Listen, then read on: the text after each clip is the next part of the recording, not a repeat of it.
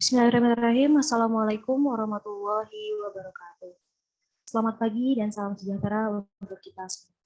Yang terhormat Rektor UIN Raden Mas Said Surakarta, Bapak Profesor Dr. Haji Budofir, SAG MPD beserta jajarannya. Yang kami hormati Dekan Fakultas Usuluddin dan Dakwah, Bapak Dr. Islah MAG beserta jajarannya. Yang kami hormati Ketua Jurusan Dakwah dan Komunikasi, Bapak Dr. Haji Agus Ayu Wahyu Triatmo MAG beserta jajarannya. Yang kami hormati Koordinator Program Studi Komunikasi dan Penyiaran Islam, Bapak Abraham Zaki Zulhazmi MAhum beserta jajarannya. Yang kami hormati Ibu Inayah Rahmana PhD dan Bapak Rifki Ferris MA selaku penarasumber kita pada hari ini, serta teman-teman peserta diskusi buku yang insya Allah berbahagia.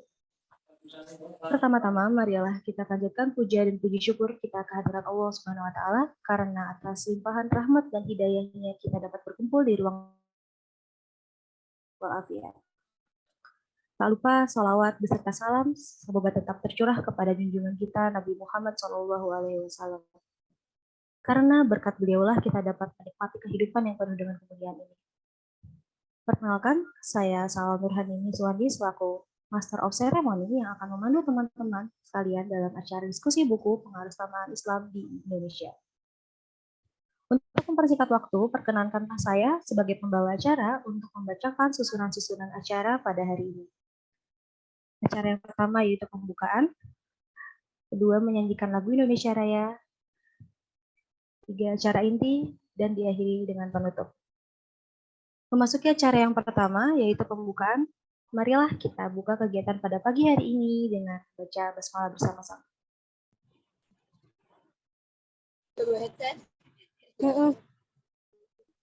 Acara selanjutnya yaitu menyanyikan lagu Indonesia Raya.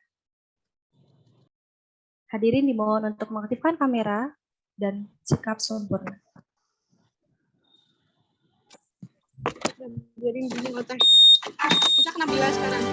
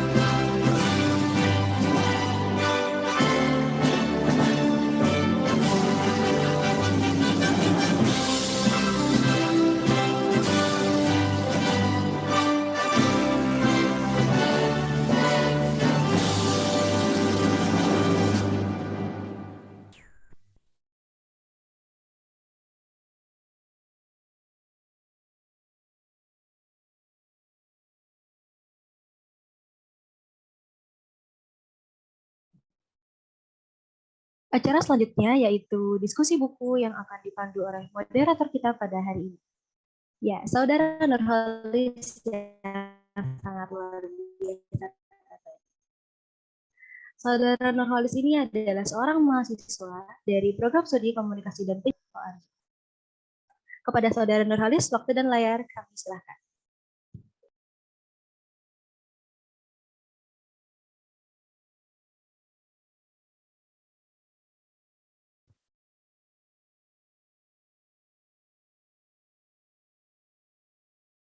Assalamualaikum warahmatullahi wabarakatuh. Selamat pagi, salam sejahtera untuk kita semua. Teman-teman, apa kabar? Luar biasa antusiasnya. Saya ucapkan terima kasih kepada MC yang telah memberikan waktunya. Terima kasih kepada seluruh peserta yang sudah hadir pada kesempatan hari ini. Dan tidak lupa terima kasih kepada panitia yang telah mempersiapkan acara ini dengan sangat baik.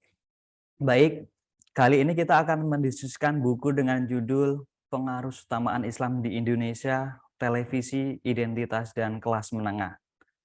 Teman-teman, buku ini tentu sangat menarik untuk kita diskusikan bersama. Pasalnya, buku ini menyoroti kaitan yang tidak segera tampak antara Islam dan komersialisasi di Indonesia, yakni negara yang mengalami kebangkitan Islamisasi di tengah kehidupan demokrasi yang baru. Pengarang atau penulis buku ini membahas bagaimana media, dalam hal ini televisi, berelasi dengan identitas penonton. Tanpa berlama-lama, pada kesempatan kali ini akan dibahas tuntas oleh narasumber kita yang luar biasa. Beliau adalah penulis buku, yakni Ibu Inayah Rahmani, PhD. Beliau adalah penulis buku Pengaruh Islam di Indonesia, Televisi, Identitas, dan Kelas Menengah. Selain itu, beliau merupakan dosen jurusan komunikasi di Universitas Indonesia dan juga Direktur Asia Research Center University Indonesia. Untuk itu, kita sambut dengan tepuk tangan yang meriah. Baik, narasumber sudah hadir bersama kita. Untuk itu kami persilakan kepada Ibu Inayah Rahmani untuk memaparkan materinya.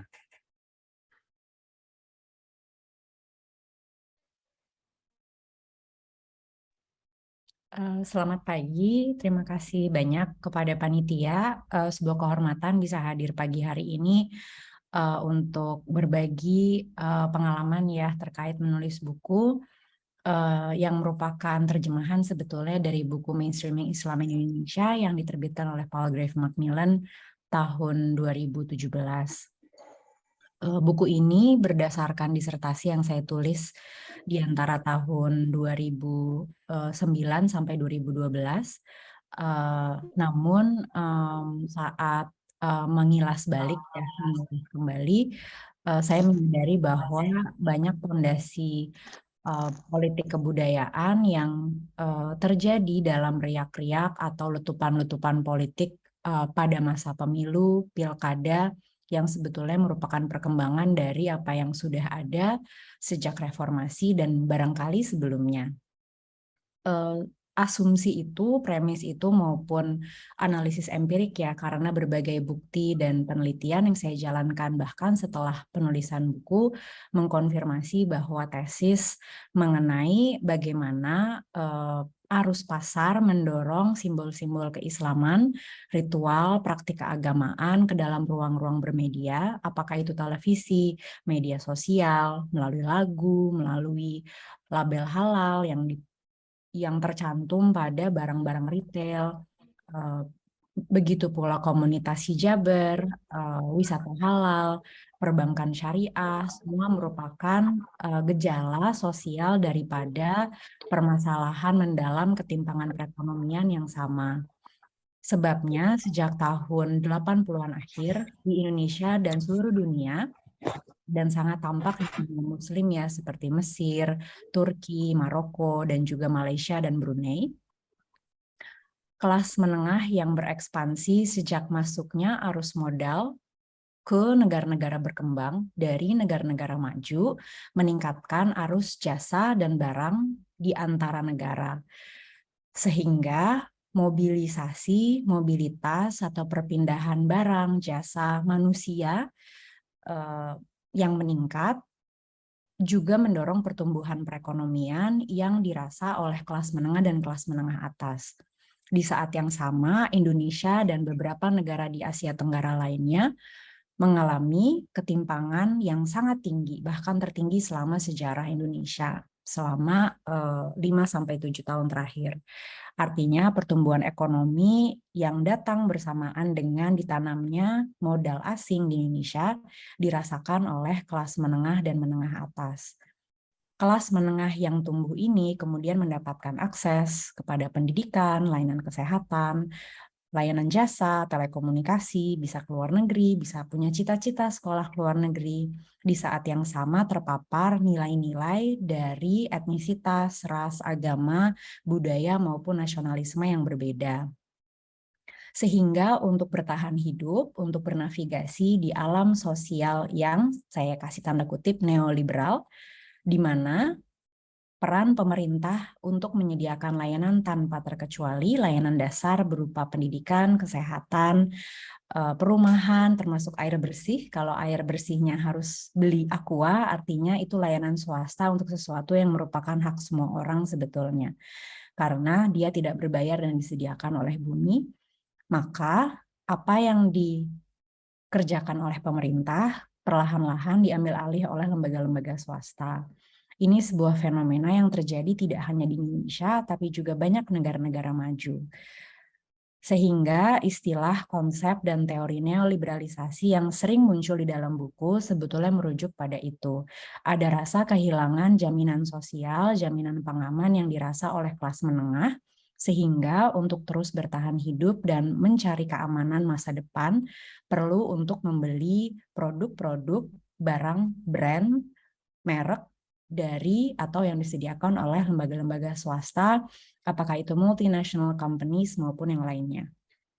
Lalu hubungannya apa dengan konten media? Konten media seperti halnya misalnya lirik lagu atau kanal streaming YouTube seorang ustadz yang kita senangi, mengutip, mengemas ulang, membingkai, memilihkan untuk kita ayat-ayat hadis yang sesuai dengan kebutuhan emosional kelas menengah Muslim yang merasa semakin gamang menghadapi perubahan-perubahan neoliberal sejak tahun 80-an akhir hingga sekarang.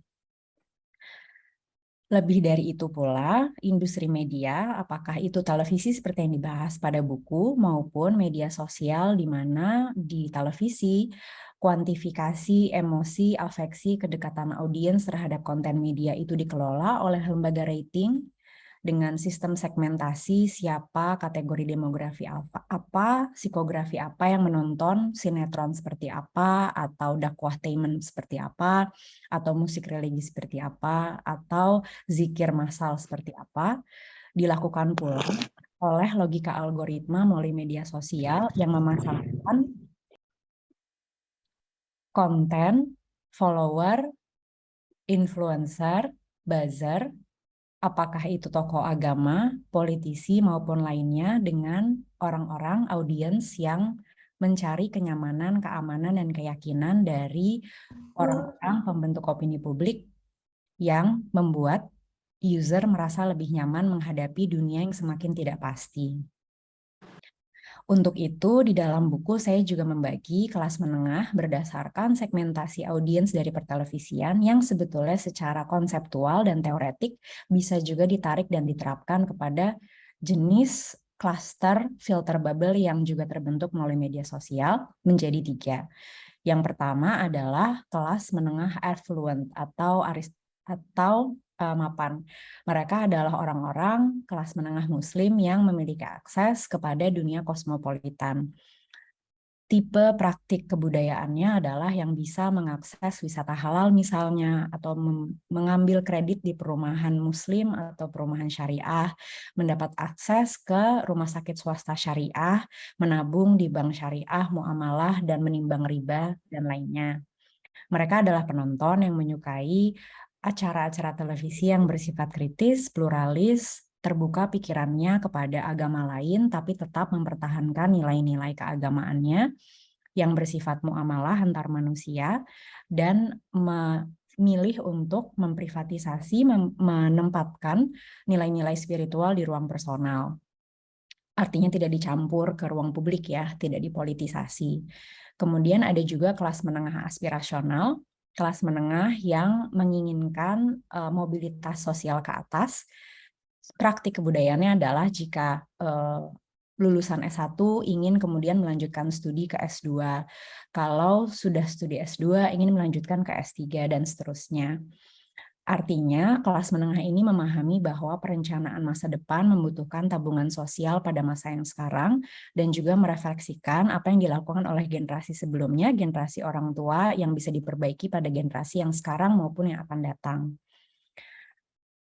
Praktik kebudayaan lain dari kelas menengah aspirasional adalah menabung, menonton tayangan-tayangan televisi yang mempermasalahkan jika segmentasinya perempuan, ruang domestik dengan ruang publik, mempermasalahkan institusi pernikahan, institusi agama, di mana seorang suami hanya memiliki satu istri, dan pada momen-momen politik tertentu bisa dimobilisasi menjadi ideologi keluarga nuklir, di mana keluarga ideal adalah keluarga modern dengan sepasang suami istri dan 2 anak, yang sebetulnya merupakan warisan dari Orde Baru atau sistem kesehatan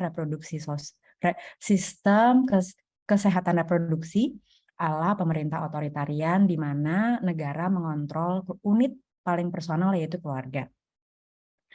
Kelas menengah rentan atau mereka yang jika kehilangan pekerjaan sewaktu-waktu bisa jatuh di bawah garis kemiskinan adalah kelas menengah yang mendapatkan akses pendidikan sampai SMA atau SMK, yang kemudian saya verifikasi bersama tim peneliti dari University of Melbourne dan juga Fakultas Psikologi UI pada saat mobilisasi politik 212 tahun 2016, di mana kita melakukan survei partisipan 212 dan ternyata temuannya sama atau konsisten dengan kelas menengah yang dipetakan oleh AC Nielsen melalui apa yang saya tulis dalam buku. Kelas menengah rentan ini memiliki akses pendidikan, bisa mengakses kredit, sehingga bisa menabung untuk cicilan motor, bisa mengakses kos-kosan di ruang urban, namun di saat yang sama mengalami ketimpangan sehari-hari di ruang urban. Jadi mereka tidak membeli atau kredit di kompleks perumahan Muslim, mereka biasanya juga tinggal bersama keluarga Batih di kos atau berbagi rumah dengan bisa 2-3 kartu keluarga di tempat yang sama dan memiliki pekerjaan kontraktual yang pendek 6 bulan sampai 1 tahun ataupun freelance. Kegampangan sehari-hari mengenai masa depan ini karena tempat tinggal, konsumsi sehari-hari maupun pekerjaan tidak tetap, maka konten media yang berguna berfungsi untuk navigasi alam neoliberal ini adalah yang mempermasalahkan ketidakadilan sosial, mempermasalahkan bos, atasan maupun majikan yang berlaku sewenang-wenang, juga konten atasan di kantor yang semena-mena terhadap pekerjanya di tempat yang profesional. Kebencian terhadap kemarahan bukan kebencian, kemarahan terhadap kelas yang di atas dirinya adalah sebuah hal yang juga muncul nilai-nilainya dalam gerakan 212. Namun di saat yang sama, kemarahan pada kelas yang lebih tinggi ataupun elit pada gerakan 212 itu diwarnai dengan ras, dalam hal ini keturunan Tionghoa dan agama Protestan yang membungkus kepemimpinan mantan Gubernur DKI Jakarta tahun 2016 Basuki Cahayapurnama, yang pada masa mobilisasi itu dianggap telah melakukan blasfemi, yang kemudian menyebabkan diturunkannya dari jabatan resminya dengan fatwa resmi dari MUI saat itu dikeluarkan oleh salah satunya Wakil Presiden Indonesia sekarang mengenai bagaimana Jakarta dan UMA sebaiknya tidak dipimpin oleh orang kafir atau orang yang tidak percaya doktrin-doktrin Islam. Hal ini ada juga di konten keagamaan yang didukung atau berguna bagi kelas menengah rentan karena memberikan kepastian hitam putih, jahat dan baik, dosa dan pahala, akhirat dan duniawi, yang memudahkan responsivitas yang lebih pendek dan lebih cepat karena ketidakpastian hidupnya sangat tinggi. Sehingga beberapa literatur lain yang mempermasalahkan gerakan politik berbasis agama itu dilakukan oleh orang berpendidikan rendah, kenyataannya tidak, berpendidikan menengah dan tinggi, dan dilakukan oleh orang yang mengalami ketidakadilan sehari-hari. Artinya, politisasi keagamaan itu berguna bagi mereka yang mengalami ketidakadilan, mengalami opresi, mengalami eksploitasi. Bagaimana posisi kita sebagai orang yang memiliki akses pendidikan, memiliki aspirasi, memiliki kesempatan untuk mobilitas ke atas dalam realita kehidupan neoliberal yang akan semakin sulit di masa yang akan datang, terutama setelah diresmikannya, dilegalisasinya, semakin tinggi adalah kesempatan bagi umat sebetulnya untuk melakukan redistribusi akses dan redistribusi sumber daya agar tidak ada orang yang merasa hidupnya gamang, hidupnya sulit, hidupnya cepat berubah karena ada relasi sosial yang menjadi, membantu, mendampingi, berperan sebagai jaringan pengaman di tengah jaringan pengaman dari pemerintah maupun Basnas maupun Duafa yang tidak selalu masuk ke ceruk-ceruk terkecil dan dirasakan oleh semua orang tanpa terkecuali. Sehingga praktik keseharian menjadi sangat penting, bukan hanya dengan mengambil posisi politik ya, tapi mempraktikkan membagi sumber daya kepada orang-orang yang lebih membutuhkan daripada kita, dan dalam hal itu politisasi agama dan depolitisasi agama bisa berdampak baik kepada orang yang paling penting dan tidak terseret arus kekuasaan dan pergumulan kekuasaan pada masa-masa politik bertekanan tinggi. Sedikit banyak itu yang saya sampaikan pada buku dan masih saya tulis sampai sekarang. Beberapa artikel setelahnya diantaranya The Personal is Political, di mana konsep ummah itu bisa memobilisasi relasi sosial yang merupakan imajinasi ya, karena pada kenyataannya tidak kenal orang-orang yang kelas menengah muslim tidak mengenal orang-orang yang memiliki agenda politik yang sama, tapi membayangkan ada aliansi antar kelas yang membela agama yang sama. Artikel yang kedua berjudul Authoritarian Populism, untuk melihat bagaimana kontestasi pada pemilu 2014 yang saya tulis bersama Muninggar Saraswati dimanfaatkan oleh elit politik, di mana agama dan nasionalisme hiper itu dibela dan diserang oleh dua kubu cebong dan kampret yang menguntungkan kandidat politik presidensial pada saat itu. Mudah-mudahan apa yang saya teliti bermanfaat dan bisa berkembang menjadi penelitian-penelitian lainnya. Untuk waktu dan tempat saya kembalikan kepada Pak Moderator, Chair diskusi ini. Terima kasih banyak, mohon maaf kekurangannya. Wassalamualaikum warahmatullahi wabarakatuh. Waalaikumsalam warahmatullahi wabarakatuh. Baik, terima kasih Ibu Inayah Rahmani atas paparannya. Selanjutnya kami persilakan narasumber kedua. Beliau adalah Kaprodi sekaligus dosen jurusan Komunikasi Penyiaran Islam UIN Raden Mas Said Surakarta. Kepada beliau Bapak Abraham Zagizul Asmi MA Hum, kami persilakan.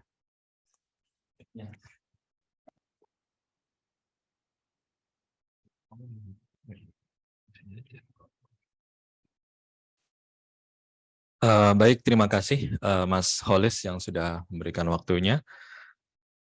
Assalamualaikum warahmatullahi wabarakatuh.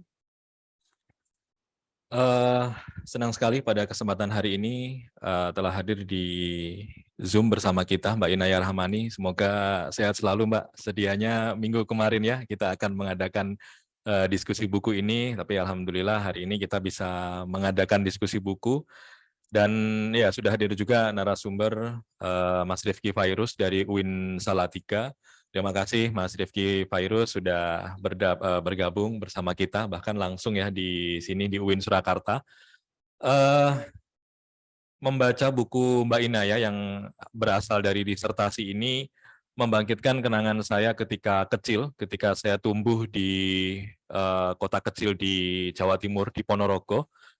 Saya masih ingat waktu itu setelah subuh gitu ya, yang dilakukan keluarga kami adalah menonton televisi. Dan yang ditonton adalah ya tentu acara ceramah ya, karena waktu itu kalau setelah subuh biasanya kan ceramah keagamaan. Saya masih ingat betul Agim yang muncul di layar televisi kami. Jadi kami menonton Agim, bersama-sama ada bapak saya, ibu saya gitu ya, sambil menikmati teh dan gorengan gitu. Karena memang ya bagi keluarga di Indonesia barangkali ya, jangan dibayangkan internet sudah seramai sekarang ya. Dulu kami tumbuh di era Orde Baru begitu ya, ketika apa namanya ya masih sangat terbatas sekali pilihan hiburan gitu. Apalagi di kota kecil kami di Ponorogo di Jawa Timur itu, eh, bioskop ada tapi kemudian mati dan akhirnya sekarang sudah diganti dengan apa namanya menjadi tempat lain begitu. Televisi yang menjadi hiburan kami waktu itu sama ini memutar CD di VCD player, memutar lagu-lagu campur sari. Jadi ya waktu itu yang terjadi semacam itu di Ponorogo karena memang di era itu pilihan tidak banyak, hanya ada televisi yang kami tonton dan ya hampir setiap subuh begitu kami menonton ya tayangan ceramah begitu. Belum lama saya ke tempat ibu saya di Bantul dan saya setelah subuh juga ibu saya masih melakukan hal yang sama, masih menonton ceramah di televisi gitu. Artinya tampaknya apa ya tradisi kebiasaan mendengarkan ceramah di televisi itu masih melekat gitu dan ya itu cara paling mudah sebetulnya.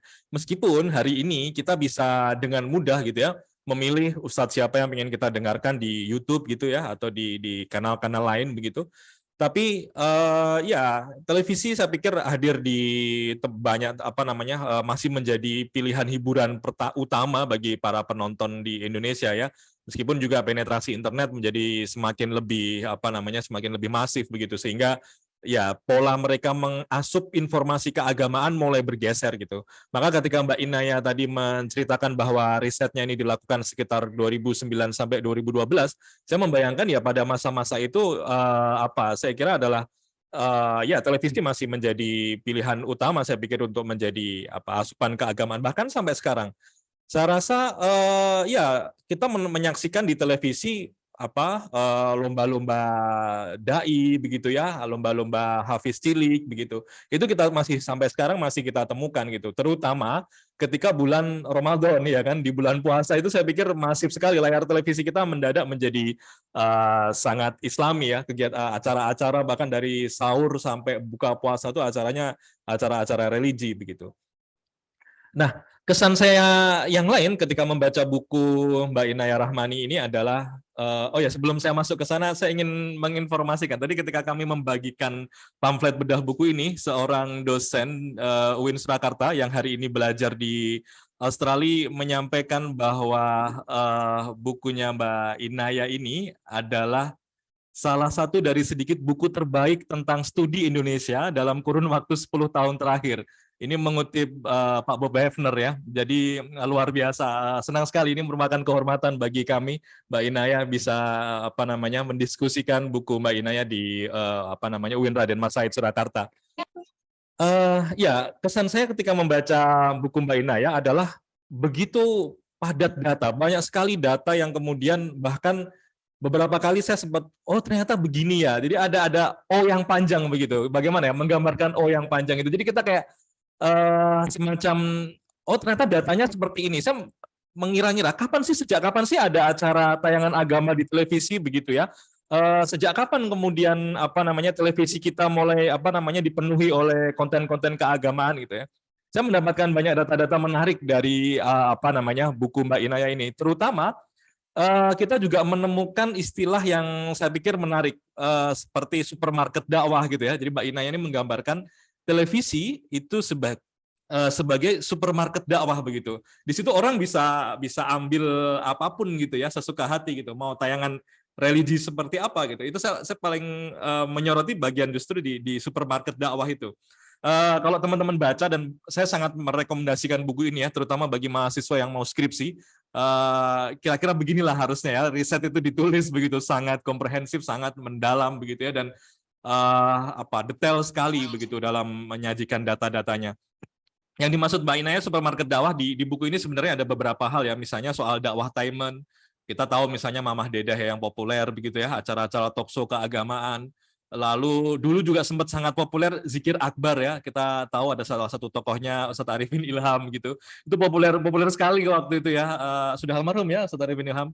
Lalu kemudian ada acara musik dakwah ya kan, musik-musik religi, konser-konser religi. Lalu kemudian ini juga yang menarik adalah apa namanya? Kalau di sini disebut realitas supernatural. Ini loh acara-acara mengusir hantu. Saya pikir teman-teman mungkin sempat nonton nggak ya, angkatan kalian ya, teman-teman yang generasi Z ini nonton nggak yang jadi ada Ustadz ya pemburu hantu gitu. Itu saya pikir menarik sekali itu ada acara pemburu hantu. Saya nggak tahu ya di Amerika atau di Timur Tengah ada nggak ya acara-acara itu. Tampaknya itu sangat khas Indonesia acara pemburu hantu itu ya. Apa namanya ya lokal wisdom kita barangkali pemburu hantu itu. Lalu yang menarik adalah ketika mengulas bagian pemburu hantu itu tadi ya, realitas spiritual, Mbak Inaya mengaitkan itu dengan film-film horor tahun 90-an. Di mana biasanya kalau kalian nonton film-film horor itu ya, tokohnya Susana kalau nggak salah biasanya. Susana itu nanti ini, hantunya kalah sama Ustadz. Jadi ada Pak Kiai yang tampil di akhir gitu ya, dibacakan ayat Al-Quran begitu sehingga hantunya kalah gitu, biasanya terbakar dan endingnya seperti itu. Dan itu kayaknya template di setiap acara-acara apa namanya film-film horor tahun 90-an semacam itu. Ini menarik sekali gitu. Jadi sesuatu itu ditautkan dengan sesuatu yang lain gitu. Dan apa namanya ada detail-detail lain yang kemudian juga kita bisa dapatkan di buku Mbak Inaya ini. Misalkan saya baru tahu ternyata di tayangan Si Unyil, kartun Si Unyil itu, Si Unyil versi TVRI ya, bukan Si Unyil yang versi baru. Kalau versi baru sekarang Unyilnya datang ke pabrik-pabrik kayaknya ya, yang di Trans TV itu di Trans 7. Kalau yang Si Unyil dulu itu masih ada Pak Ogah gitu. Tapi kalau di Si Unyil yang dulu tuh misalkan Mbak Inaya menemukan bahwa di sana ada pelajaran tentang toleransi gitu.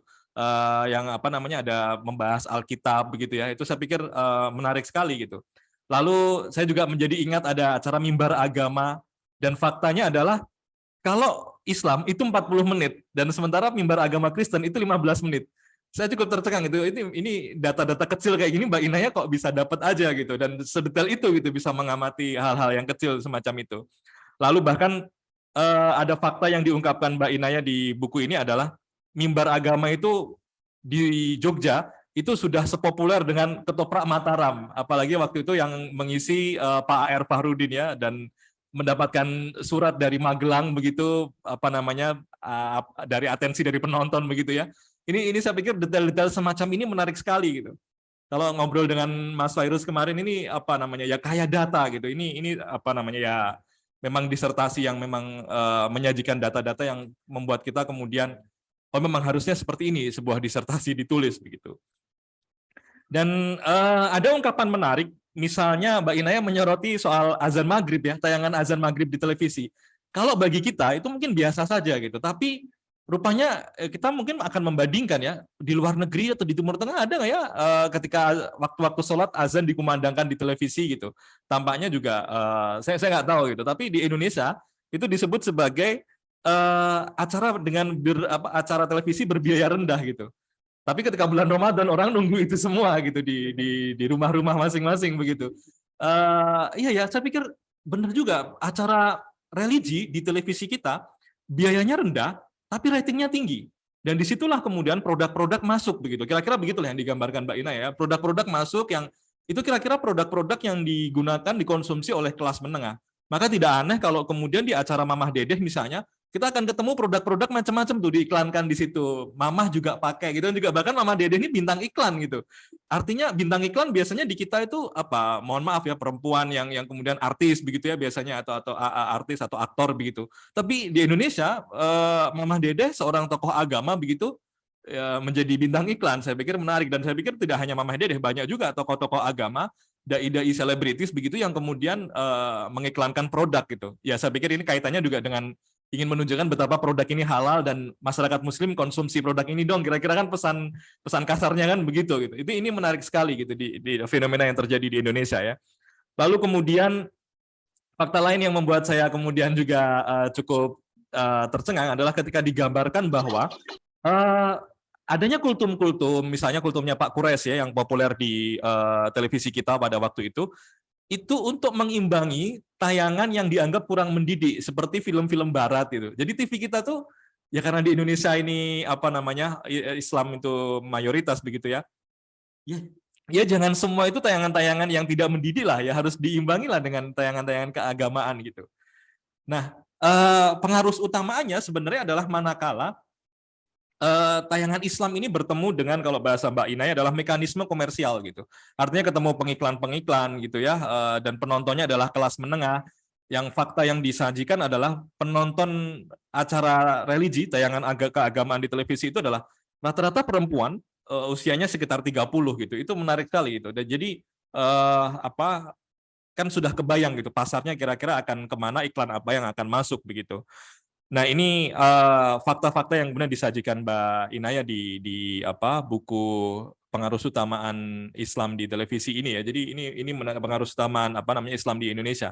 Saya pikir ini menjadi satu buku yang kira-kira kalau pengen melihat dinamika, terutama televisi ya, televisi agama di televisi kita itu ya membacanya buku ini, rujukannya buku ini yang otoritatif gitu. Saya sangat merekomendasikan kalau teman-teman mau membeli buku ini gitu. Ini bukan promosi ya, tapi memang benar-benar sebagus itulah kira-kira ya.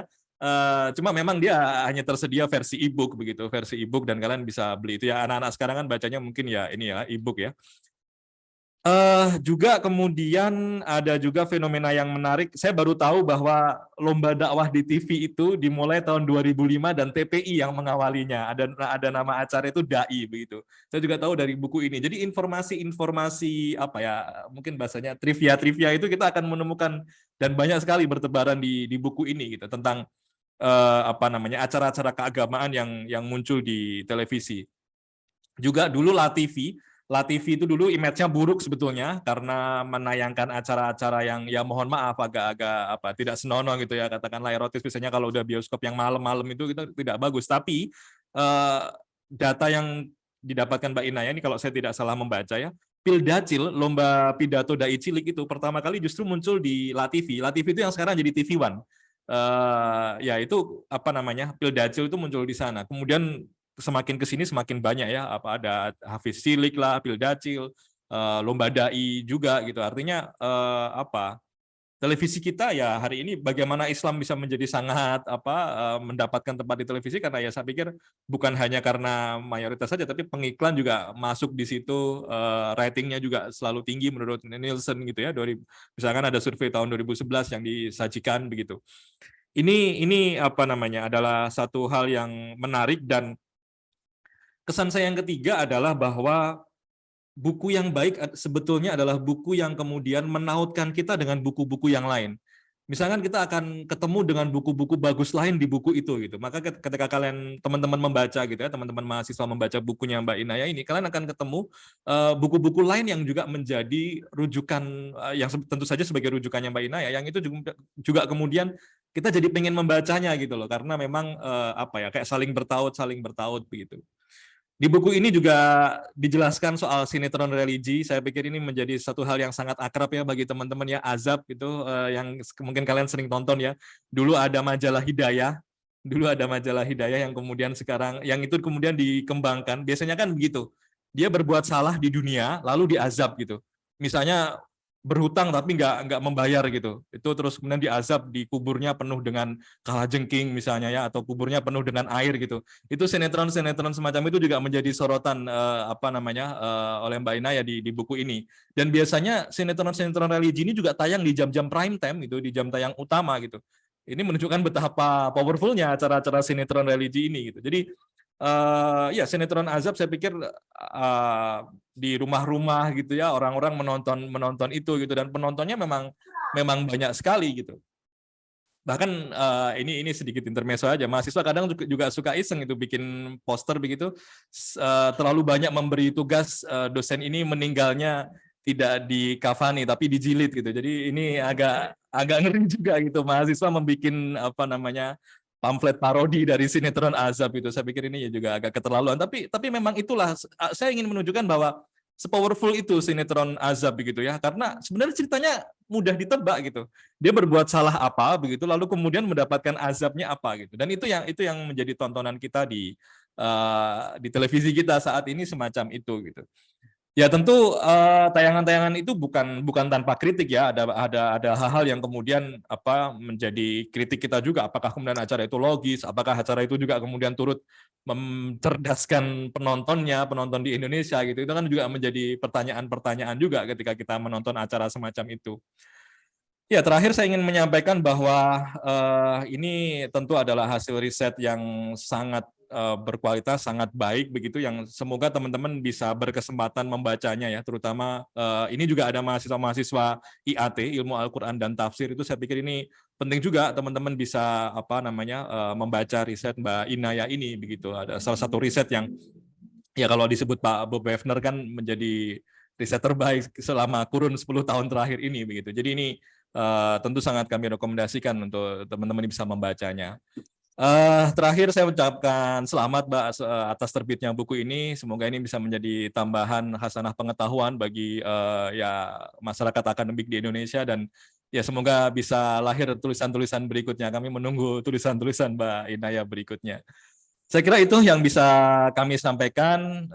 Terima kasih. Assalamualaikum warahmatullahi wabarakatuh. Waalaikumsalam warahmatullahi wabarakatuh. Baik, terima kasih Pak Abraham Zaki Zulhasmi atas paparannya. Selanjutnya narasumber kita yang terakhir yang tidak kalah istimewanya, kami persilakan Bapak Rifki Fairuz. Beliau adalah dosen di UIN Salatiga. Kepadanya dipersilahkan.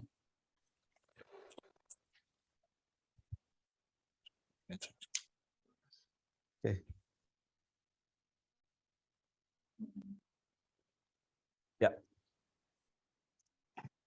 Cek suara apakah terdengar dengan baik? Oke. Baik. Assalamualaikum warahmatullahi wabarakatuh. Salam sejahtera untuk kita semuanya. Selamat pagi. Khususnya kepada Mbak Inaya. Salam kenal juga dari kami semuanya yang ada di sini. Terima kasih juga saya aturkan kepada Bapak Kaprodi, Pak Abraham Zaki Zulhasmi dari Prodi Komunikasi dan Penyiaran Islam UIN Surakarta, yang sudah berkenan mengundang saya untuk hadir di sini. Meskipun sebenarnya saya di Solo juga karena sebenarnya saya ada acara lain di Solo, kebetulan jadi sekalian main ke sini. Dan ya, ini buku terkait dengan buku yang ditulis oleh Mbak Inaya Rahman ya, kaitannya dengan televisi dan bagaimana televisi ini menjadi medium yang jitu untuk pengaruh utamaan Islam di Indonesia. Yang jelas ini buku yang sangat relevan terutama untuk teman-teman mahasiswa yang ada di Prodi Ilmu Komunikasi. Wabil khusus untuk saya pribadi dan juga mungkin bagi saya dan Pak Zaki ya, ketika membaca buku ini terus akhirnya itu mendorong kami untuk ini kayaknya kita perlu ambil PhD nih Pak gitu dengan tema seperti ini. Karena pada dasarnya juga apa yang kami teliti, terutama kalau Pak Zaki juga meneliti kaitannya dengan media-media keislaman gitu, media Islam. Sementara saya sendiri meneliti tentang budaya populer yang mana menjadi tema dari skripsi maupun tesis program magister saya. Sehingga sangat apa namanya? Oh ya. Oke. Ya, sehingga bagi saya mungkin bisa di-highlight di layar yang lebih jelas ya. Oke. Ya. Makanya bagi saya pribadi terutama ini memang buku yang sangat-sangat relate dan memperkaya diri saya secara pribadi. Sebentar. Memperkaya pengetahuan saya secara pribadi dalam kaitannya untuk mendalami lagi dan mengetahui lagi kaitannya dengan konteks seperti apa yang terjadi di dunia pertelevisian maupun ketika kita membicarakan komunikasi ya secara umum di Indonesia terutama. Yang pertama mungkin saya akan ada beberapa highlight yang saya lihat dari buku ini, dan juga mungkin tadi kalau untuk secara konten bukunya sudah banyak dijelaskan oleh Mas Zaki, tapi saya mungkin akan lebih banyak dalam mengkaitkannya dengan bacaan-bacaan lain atau mungkin bacaan-bacaan yang selama ini saya telaah gitu dalam konteks budaya populer. Misalkan kaitannya dengan yang pertama tentang kelas menengah Muslim Indonesia sendiri. Ini juga bagi teman-teman mahasiswa KPI terutama saya kira menjadi penting untuk kalian memberi perhatian pada kata kunci kelas menengah Muslim Indonesia. selain memang karena itu menjadi kajian yang sangat banyak diperbincangkan di mungkin 5 tahun 10 tahun terakhir, tetapi memang itu yang lantas menjadi faktor utama sebagai pembentuk audiens media media apapun di televisi maupun di internet, di media website keislaman ataupun di surat kabar di Indonesia. Karena ya, Indonesia sendiri sebagai negara dengan populasi muslim terbesar di dunia, dan juga Islam itu selalu menjadi nilai yang selalu diperbincangkan di publik gitu. Dan memang Indonesia juga termasuk menjadi negara yang penduduknya sangat memperhatikan faktor agama untuk pilihan-pilihan kehidupan mereka dalam sehari-hari, untuk mensekolahkan anak, untuk membeli barang, untuk makan, atau untuk berekreasi, memilih hotel pun kalau bisa yang syariah, misalkan seperti itu. Jadi konteks kelas menengah ini juga menjadi penting, dan barangkali mungkin juga bisa dikembangkan lebih lanjut lagi untuk teman-teman, misalkan ya karena ini juga audiens kita kebanyakan mahasiswa S1, apabila kalian nanti untuk kalian kaji lebih lanjut di dalam skripsi atau penelitian yang lain. Dan pembentukan kelas menengah ini juga tidak kalah menarik karena tidak hanya tiba-tiba muncul, karena itu memang sebagai hasil atau sebagai konsekuensi dari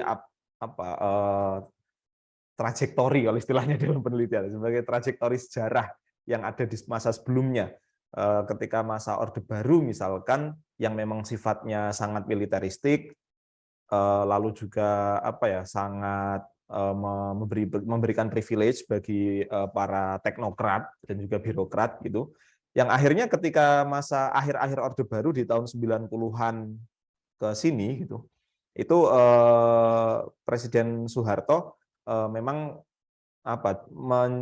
memilih untuk makin mendekat kepada kelompok Islam.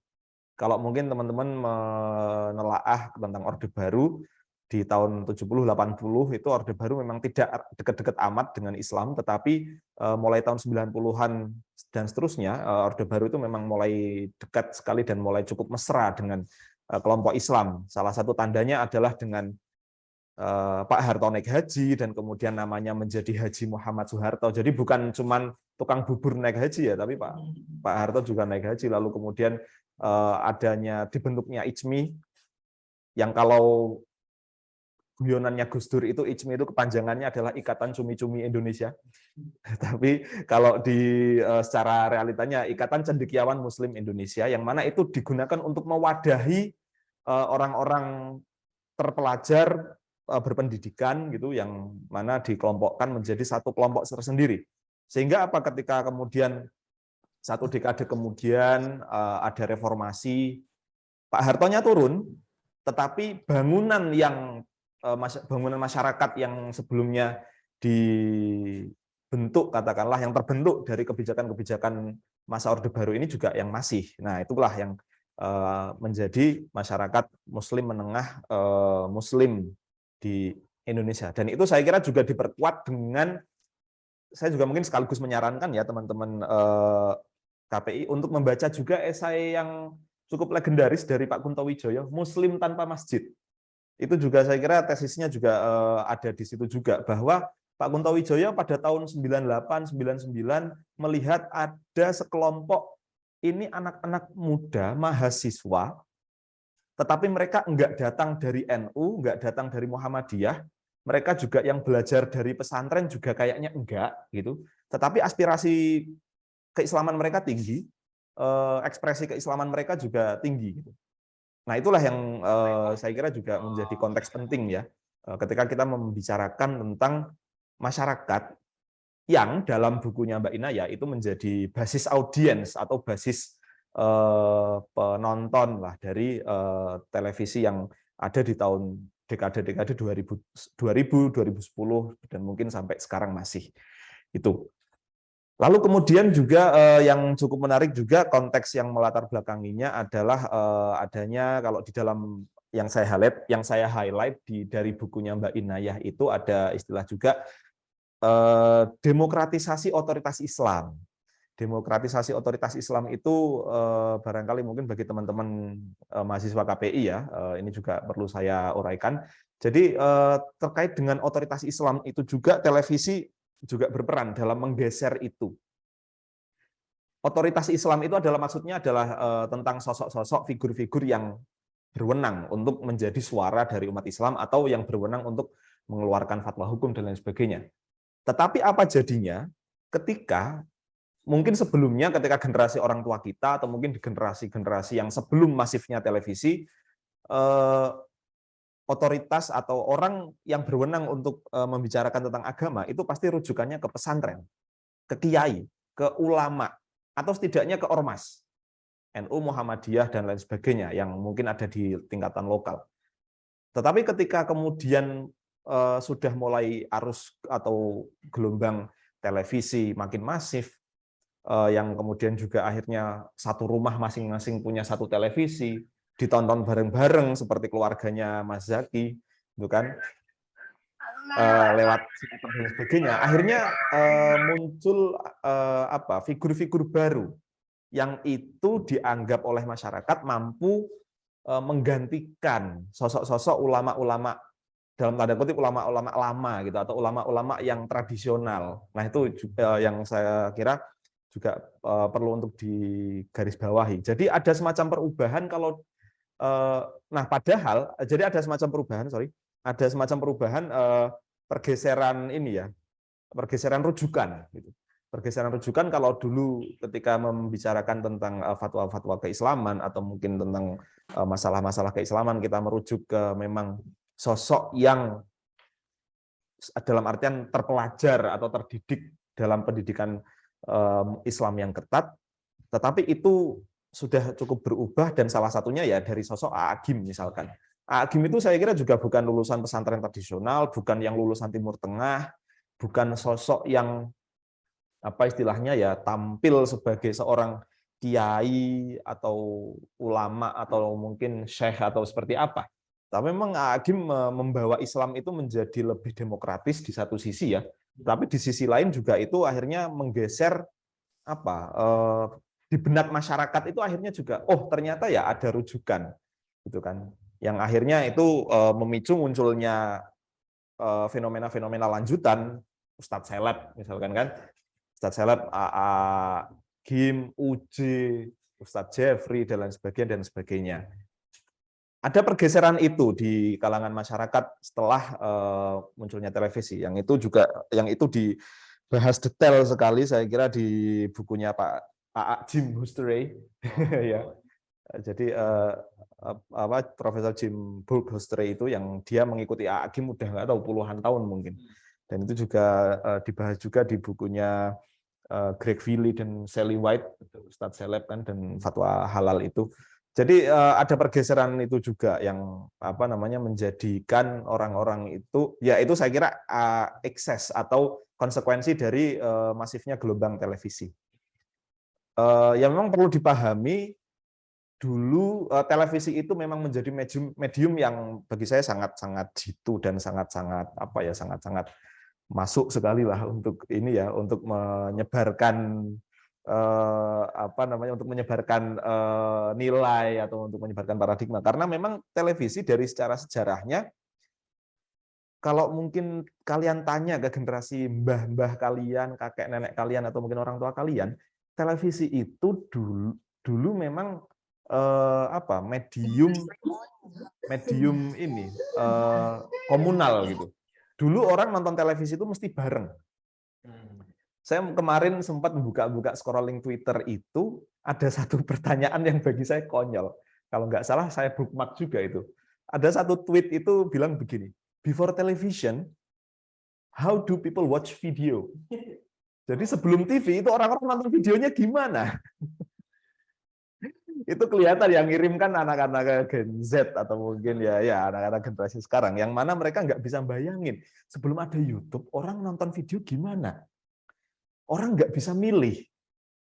Dan mungkin kalau generasinya saya dan Mas Zaki, kita sudah mengalami ketika satu rumah punya satu TV. Biasanya di ruang tengah kita nonton bareng-bareng. Sehingga kadang kalau muncul adegan-adegan yang agak erotis atau gimana, kita jadi agak nggak enak sama orang tua gitu. Orang tuanya juga bingung, ada anaknya gitu kan. Bahkan tapi kalau teman-teman perlu membayangkan, bahkan jauh sebelum itu televisi itu menjadi medium yang kultural yang sifatnya komunal. Maksudnya apa? Nggak hanya satu rumah TV satu, tetapi satu TV itu bisa satu kampung kalau dulu. Karena dulu televisi memang menjadi barang yang mewah, lalu kemudian juga menjadi simbol kemakmuran seseorang, sehingga kalau cerita-ceritanya mbah-mbah dulu, ini mohon maaf ya istilah Jawanya, biyen ki sing duwe TV mesti wong-wong sugih, nah, gitu. Atau orang terkaya di kampungnya. Nah, makanya televisi menjadi, dan juga memang televisi secara sejarahnya, terutama itu juga didukung oleh pemerintah ya pada masa Orde Baru. Secara sejarahnya televisi itu memang dimaksudkan sebagai media pembentuk kebudayaan nasional. Nah ini juga menarik yang saya garis bawahi. Jadi pemerintahan Orde Baru itu memang sangat berorientasi pada pembangunan fisik, dalam artian ya infrastruktur, adanya transmigrasi segala macam. Selain itu juga sebelum adanya revolusi mental, dulu juga masa Orde Baru juga berusaha untuk membentuk kebudayaan nasional gitu. Kebudayaan nasional yang berlandaskan Pancasila, yang juga sesuai dengan karakter-karakter yang dikampanyekan oleh pemerintahan saat itu. Nah, televisi menjadi medium yang memang dimaksudkan menjadi medium pembentuk nilai atau budaya nasional gitu. Nah, cuman ketika terjadinya reformasi tahun 98, ketika dulu ketika pemerintahan sebelumnya mungkin sangat cukup otoriter, lalu kemudian beralih ke pemerintahan yang terbuka dan liberal. Liberal ini dalam artian pasar bebas, dari luar negeri silahkan boleh masuk dan sebagainya. Nah, di sini ada persaingan atau ada kontestasi antara di satu sisi tuntutan masyarakat atau tuntutan swasta itu makin tinggi, ditandai dengan munculnya banyak TV-TV swasta. Dulu zaman orang tua kita, TV cuma satu stasiunnya, TVRI, dah itu tok. Tetapi itu juga akhirnya makin lama makin berubah karena ada tuntutan-tuntutan swasta. Karena ada RCTI, TPI, SCTV dan seterusnya. Sekarang MNC, Global TV dan sebagainya. Di satu sisi ada tuntutan itu dari swasta yang mereka pengen ya Indonesia TV-nya harus banyak dong gitu. Atau varian-varian ininya harus banyak. Tetapi di satu sisi juga ada benturan antara kalau tidak diregulasi, maka kebudayaan nasionalnya akan terancam atau nanti bisa kalah karena banyak terpengaruh sama konten-konten Hollywood. Kalau dulu mungkin ada bioskop Trans TV, atau kalau layar emas RCTI kalau dulu yang kepotong dunia dalam berita di setiap jam 9 malam. Nah, jadi ada kontestasi itu.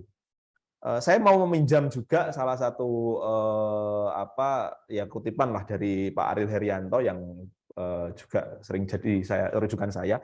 Jadi setelah masa Orde Baru itu memang di Indonesia, terutama dalam konteks budaya pop, dan saya kira juga ini berkaitan dengan dunia televisi ya yang menjadi mediumnya, itu menjadi kontestasi antara setidaknya 3 hal. Yang pertama adalah kontestasi nilai-nilai modernisme sekuler, satu. Lalu kemudian yang kedua adalah kontestasi mistisisme tradisional atau mistisisme secara khusus Jawa. Yang kemudian yang terakhir ada nilai-nilai Islam yang memang berusaha untuk dipertahankan gitu. Jadi kontestasi antara modernitas, lalu kemudian juga kembali ke nilai-nilai mistis, supranatural, tradisional, lalu kemudian juga dan nilai-nilai keislaman, itu 3 hal itu selalu berkelindan atau mungkin saling mendesak antara satu sama lain untuk mendapatkan tempatnya di perfilman, di televisi, atau mungkin di banyak konten-konten budaya populer lainnya gitu yang ada di Indonesia. Yang saya kira mungkin di masa-masa 10 tahun belakangan itu ya cenderung banyak dimenangkan oleh nilai-nilai keislaman yang itu banyak muncul di televisi. Ya salah satunya yang bisa teman-teman baca di bukunya Mbak Inayah ini. Jadi ya lewat dakwah Taiman, lalu kemudian lewat lomba dai-dai cilik. Selain itu juga bagaimana misalkan lomba hafiz Quran yang selalu sukses untuk membuat orang tua kita bercita-cita punya anak hafid gitu kan. Saya kira teman-teman juga pasti mengalami tekanan itu. Bagaimana orang tuanya termotivasi untuk punya anak hafal Quran gitu kan. Karena banyak sekali konten-konten itu yang muncul di TV. No, itu aja umur 6 tahun udah hafal Quran. Masa kamu nggak bisa? Ini kayaknya juga berkontribusi terhadap tren anxiety di anak-anak sekarang kayaknya gitu. Nah, apa namanya? Ya saya kira itu juga yang memenuhi ruang udara kita gitu, dalam artian memenuhi frekuensi kita. Dan yang tidak boleh ketinggalan juga betapa sekarang soal standar pensensoran itu juga saya kira juga makin mengarah kepada populisme Islam. Dalam artian ini ya Islam yang Islam ketika dia muncul sebagai sebuah norma publik atau sebagai sebuah nilai publik gitu. Saya yakin teman-teman pasti sering nemu meme-meme ketika misalkan Sandy tetangganya SpongeBob itu disensor. Padahal dia hanya tupai kartun yang memakai bikini di laut gitu kan. Atau mungkin meme-meme yang sering muncul selain Sandy di SpongeBob itu Shizuka di Doraemon misalkan, ada satu adegan Shizuka itu di blur gitu. Ya saya kira itu juga tekanannya karena memang adanya itu kontestasi nilai-nilai Islam yang memang oleh mungkin sekelompok yang memang memperjuangkan nilai Islam untuk semakin tampil di publik gitu. Dan juga jangan lupa di masa 2 periode Presiden Susilo Bambang Yudhoyono di masa periode SBY, baik ketika berpasangan dengan Yusuf Kala ataupun dengan berpasangan dengan Pak Budiono, image atau citra yang ditampilkan saat itu adalah nasionalis religius.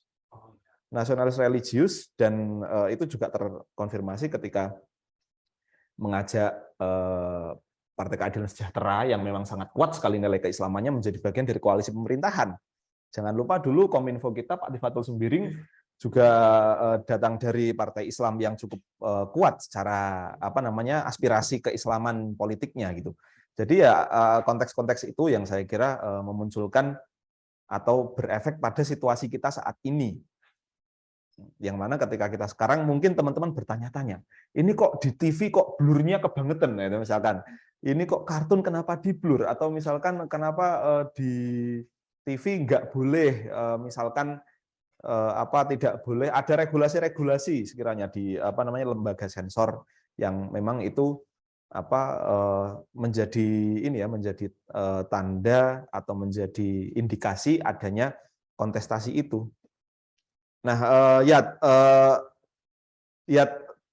di luar itu atau lihat di atas semuanya, saya memang sangat merekomendasikan buku ini untuk dibaca oleh teman-teman, terutama yang mengkaji komunikasi, penyiaran, ataupun mungkin kajian Islamic Studies secara umum ya, karena ini memang yaitu tadi buku yang bikin kita untuk baca lagi, karena saya juga mendapatkan banyak insight-insight baru dan juga rujukan-rujukan baru, misalkan seperti ternyata formula sinetron dalam tanda kutip ya, sinetron-sinetron yang kita anggap receh, yang kita anggap tidak masuk akal di Indonesia, ternyata ya memang formulanya juga diadopsi dari sinetron-sinetron di India ataupun di Timur Tengah gitu.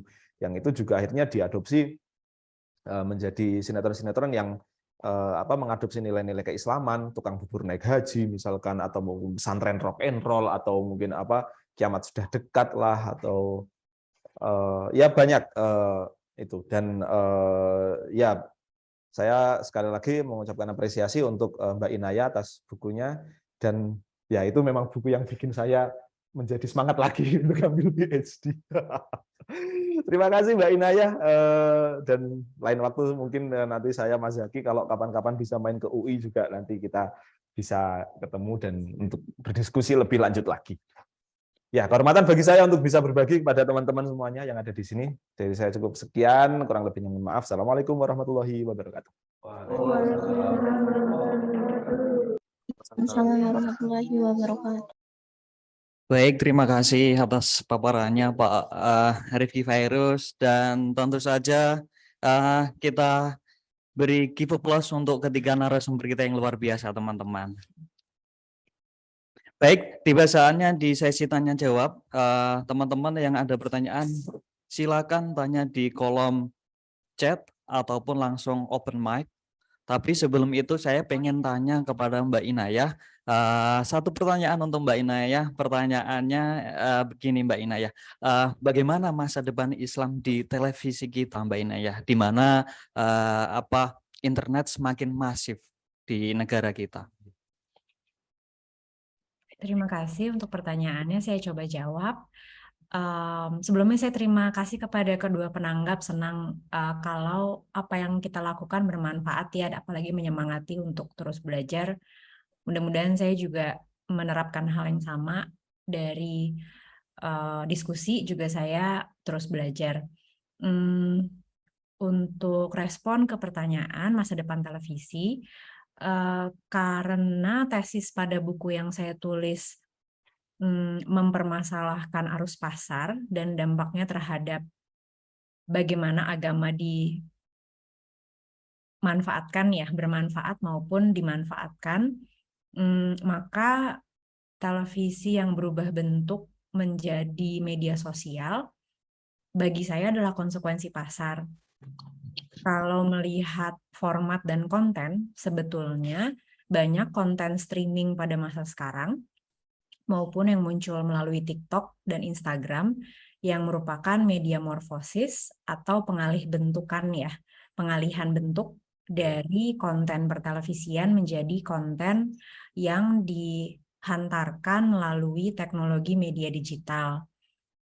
Namun di saat yang sama antara konten dengan format dan fitur teknologi pada media sosial itu kan juga berinteraksi. Sehingga nggak bisa dibilang perubahannya itu linear, tapi perubahannya ya berupa metamorfosis ya. Ada juga mekanisme pasar yang berubah, ada user experience atau pengalaman penonton yang juga berubah, ada produksi yang terjadi pada momen konsumsi yang tidak dimungkinkan oleh teknologi pertelevisian atau penyiaran yang sekarang bisa ada. Misalnya dengan teknologi media sosial, kita bisa bahkan screen recording, kemudian melakukan reposting tanpa mengutip sumber asli atau reposting dari sumber asli yang kemudian mengizinkan komodifikasi berjenjang ya. Karena ketika kita repost, maka tindakan reposting itu juga dikomodifikasi oleh algoritma media sosial. Dan itu bisa dibaca lebih lanjut melalui konsep atau teori prosumer milik Axel Bruns, di mana audiens pada media sosial dan media digital itu praktik medianya mengaburkan antara produksi dan konsumsi. Yang tentunya yang bersangkutan dengan tesis dalam buku saya menguntungkan mekanisme pasar. Terima kasih, saya kembalikan kepada Chair. Terima kasih Mbak Inayah atas jawabannya. Baik teman-teman, silakan ajukan pertanyaan di kolom chat atau panitia bisa juga chat WA panitia.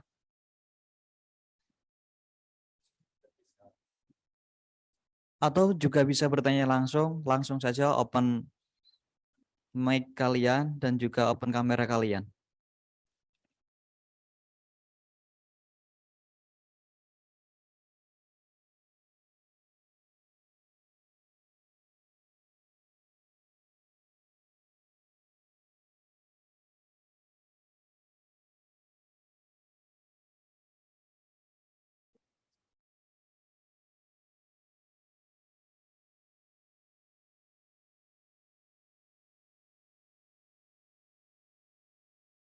Oke, langsung saja raise hand dan buka kamera kalian.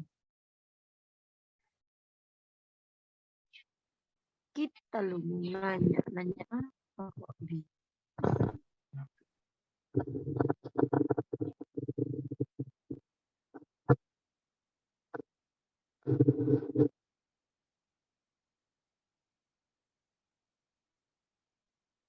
kembang jagung, kembang jagung.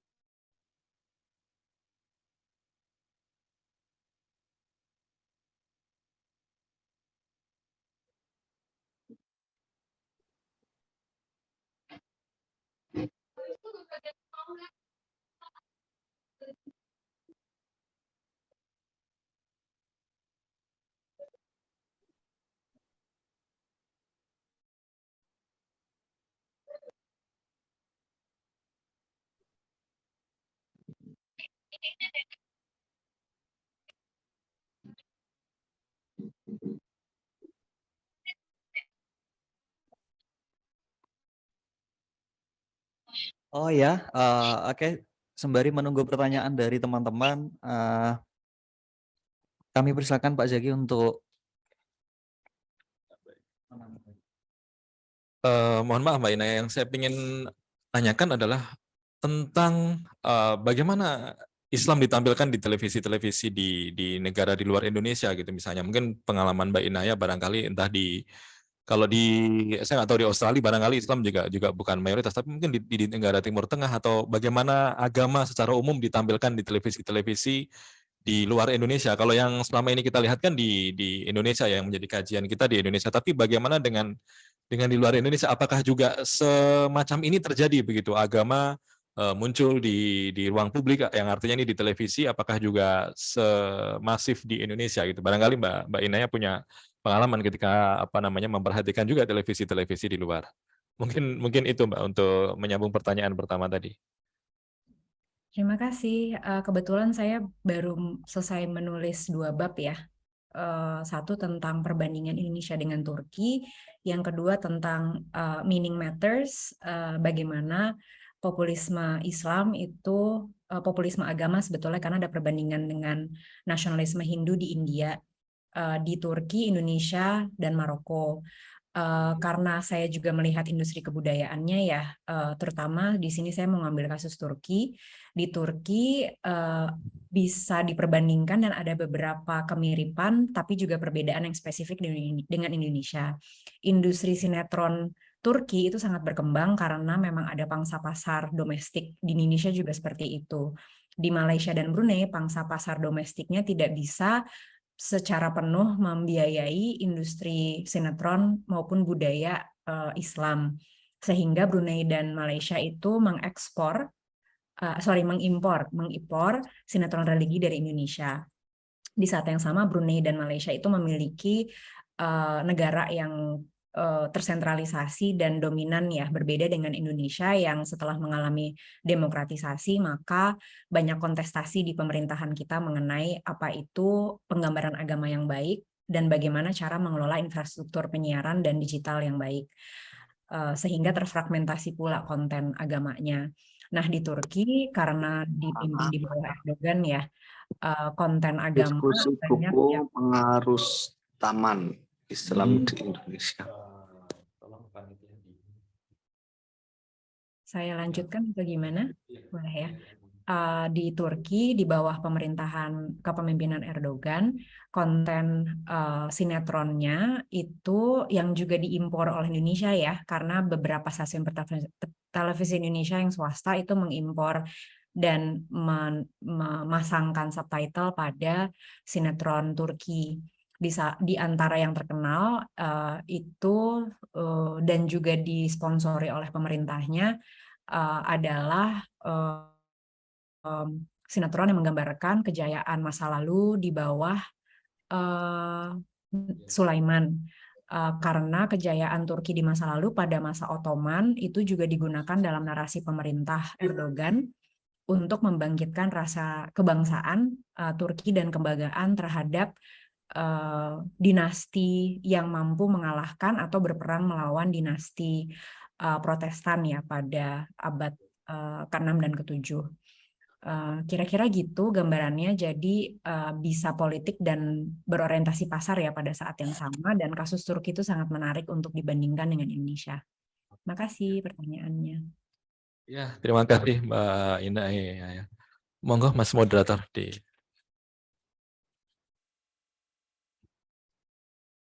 Oke, baik. Terima kasih Mbak Inaya. Oke, saya persilakan teman-teman, ada yang mau bertanya, langsung saja kami silakan. Oke, yang resen silakan langsung saja open cam-nya. Siap. Terima kasih banyak kesempatannya. Tadi saya mendengarkan diskusinya sangat menarik ya, isu dan riset yang disampaikan oleh Mbak Inaya. Saya Abdul Karim Munte dari Al-Bukhari Institute. Terima kasih juga Mas Zaki, Mas Fairuz. Kalau saya mungkin yang saya cukup menarik dan juga cukup problem beberapa tahun belakangan ini kan sinetron azab ya. Nah, sinetron azab. Nah, sebenarnya saya bukan orang komunikasi, tapi saya ya penikmat dan juga pelaku untuk khusus media keagamaan Islam. Nah, tapi yang saya ingin tahu lebih jauh terkait dengan sinetron azab yang kekinian dan sinetron-sinetron yang berbau keagamaan kekinian itu sebenarnya hubungannya dengan keberagamaan kita di Indonesia itu ada atau tidak, atau memang itu hanya sebatas imajinasinya para produser, kemudian ya itu kemudian apakah laku juga atau tidak di pasaran, dan tingkat keberpengaruhannya terhadap sikap keberagamaan kita itu bagaimana gitu. Nah, mungkin itu pertanyaan saya, karena memang ini cukup menggelitik. Apalagi TV-nya itu biasanya yang TV yang ada hubungannya dengan menyiarkan dangdut gitu-gitu ya. Terus kemudian iklannya biasanya iklan-iklan produk-produk yang sederhana kayak mie instan. Mie instan itu pun tipe-tipe tertentu gitu kan ya. Jadi nggak ada pernah di sana promosi soal kendaraan listrik, itu nggak pernah ada di TV itu. Saya kira itu. Terima kasih banyak. Assalamualaikum warahmatullahi wabarakatuh.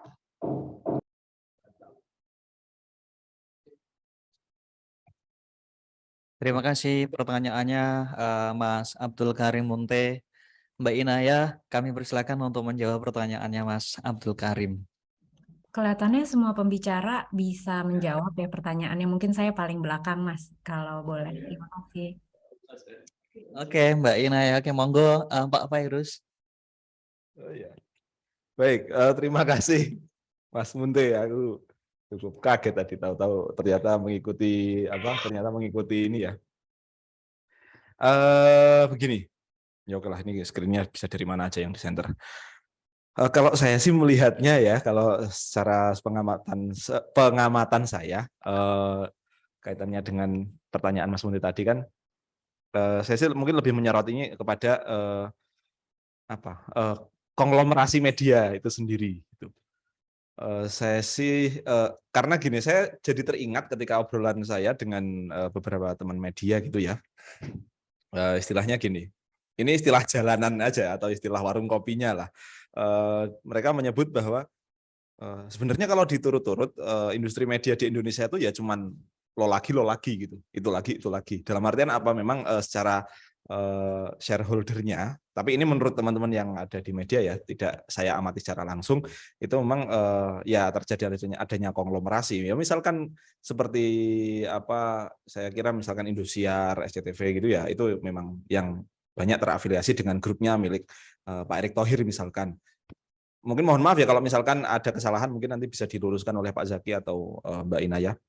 Lalu kemudian juga apalagi misalkan MNC Group, misalkan RCTI dan lain sebagainya yang itu terafiliasi dengan Pak Haritanu misalkan.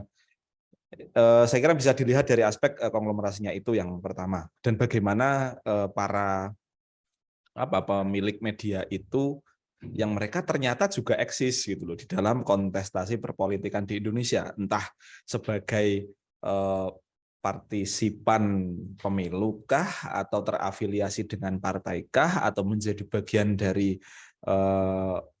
pemerintahan kah gitu. Itu satu hal. Kalau memang pertanyaannya apakah itu memang pure ada pesan dakwah dan lain sebagainya, ini malah sebenarnya juga saya lihat atau saya baca dari bukunya Mbak Inaya ya, yang ketika formula film-film atau formula sinetron religi seperti itu, misalkan pada dasarnya itu tidak mencerminkan kepedulian apa, kalau istilah redaksinya saya agak lupa, tapi kurang lebihnya formula sinetron religi itu pada dasarnya tidak mencerminkan kepedulian terhadap kajian atau Quran dan hadis misalkan, tetapi yang ditonjolkan justru pada level tekstual, simbolik dan ritual saja gitu. Ya sehingga memang sedangkal itu kalau saya bilang. Apa? Ada Oke, saya ulang lagi ya. Jadi justru saya temukan ini mungkin saya sedikit buka catatan saya. Jadi yang saya temukan di bukunya Mbak Inaya adalah bahwa ya sinetron religi itu formulanya dia pada dasarnya tidak seberapa peduli dengan dakwah. Tetapi memang hanya sebatas mempopulerkan teks, simbol dan ritual keislaman gitu. Jadi ya akhirnya memang yang tampak hanya teks dan simbol. Dan jangan lupa yang mungkin tadi belum banyak dibahas adalah ketika kita ngomong tentang industri televisi itu ya, kalau di industri internet itu kan mungkin konten dan algoritma is the king gitu. Tetapi kalau di industri televisi memang rating is the king, atau mungkin ya secara spesifik AC Nielsen is the king gitu.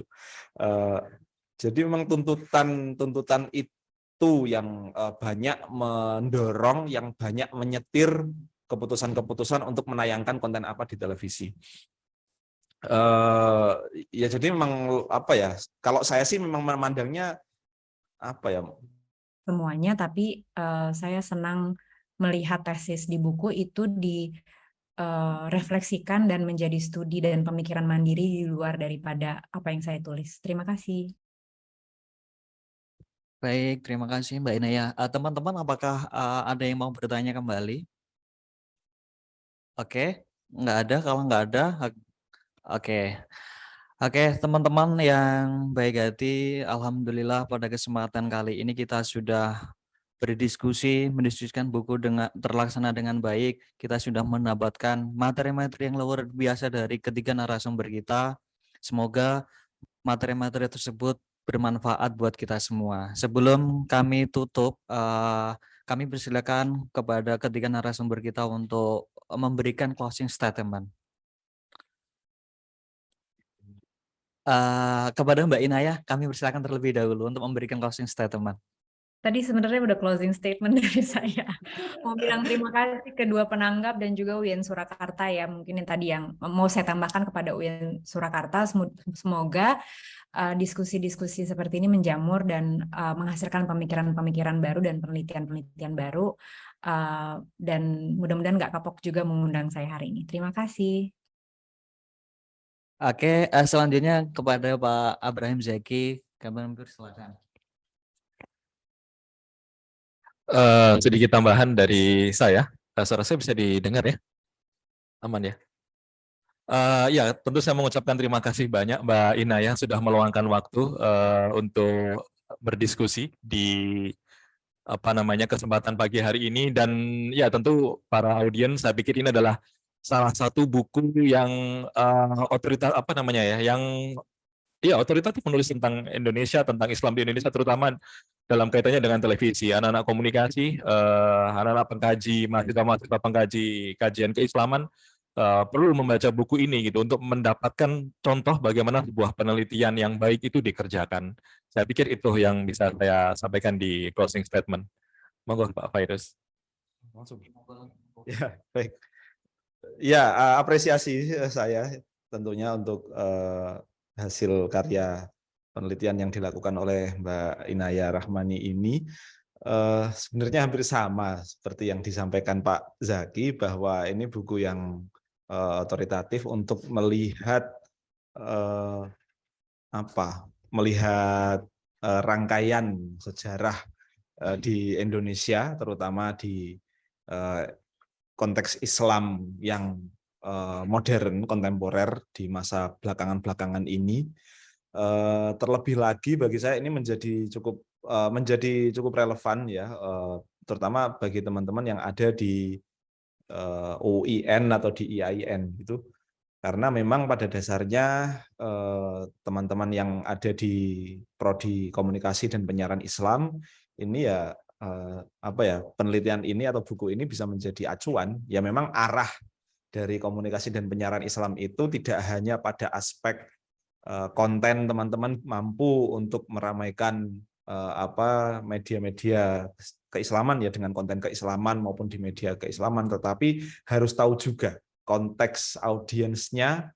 Indonesia sebagai negara muslim terbesar dengan populasi muslim terbesar, dan ya buku ini saya kira menjadi penting untuk menangkap itu. Jadi biar teman-teman juga ngerti, teman-teman juga paham ketika nanti lulusan dari KPI, nah itu juga biar tahu audiens seperti apa yang dihadapi oleh teman-teman mahasiswa. Saya kira mungkin itu. Terima kasih.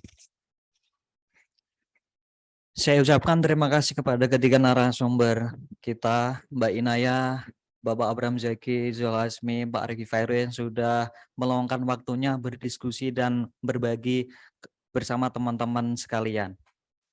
Terima kasih kepada seluruh peserta yang sudah hadir pada kesempatan hari ini. Saya selaku moderator mohon maaf bila mana ada kesalahan dalam memandu acara pada pagi hari ini.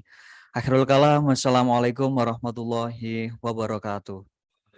Waalaikumsalam. Terima kasih Bu, terima kasih Pak. Terima kasih Pak. Ya, terima kasih banyak.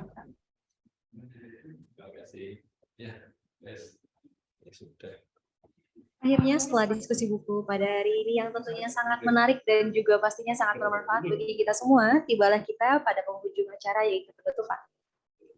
Marilah kita tutup acara pada hari ini dengan bacaan hamdalah bersama-sama. Alhamdulillahirabbil alamin. Saya selaku pembawa acara mewakili seluruh panitia diskusi buku kali ini mengucapkan banyak terima kasih kepada semua pihak yang telah mensupport acara ini. Tak lupa juga saya meminta maaf yang sebesar-besarnya apabila ada tutur kata yang kurang berkenan di hati. Saya Salatul Handini Suhanis, pamit undur diri. Sekian. Wassalamualaikum warahmatullahi wabarakatuh. Waalaikumsalam warahmatullahi wabarakatuh. Untuk teman-teman dimohon untuk jangan meninggalkan ruang tatap muka dulu karena kami akan mengadakan foto bersama. Bisa diaktifkan kameranya. Oke,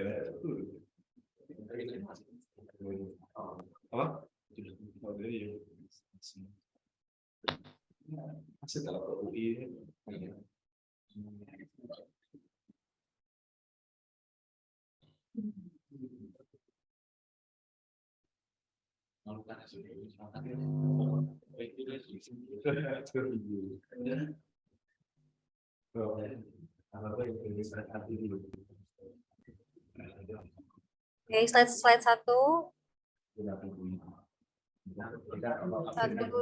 3.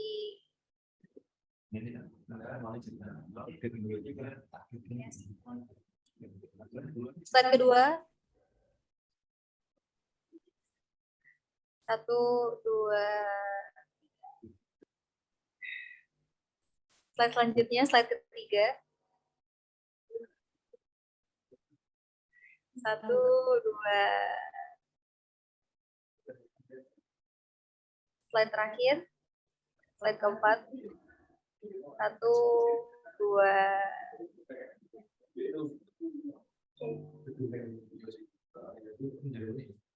Oke, terima kasih teman-teman untuk waktunya sudah bisa hadir bersama kami semua di sini di ruang maya ini. Teman-teman bisa silakan meninggalkan ruang maya. Terima kasih.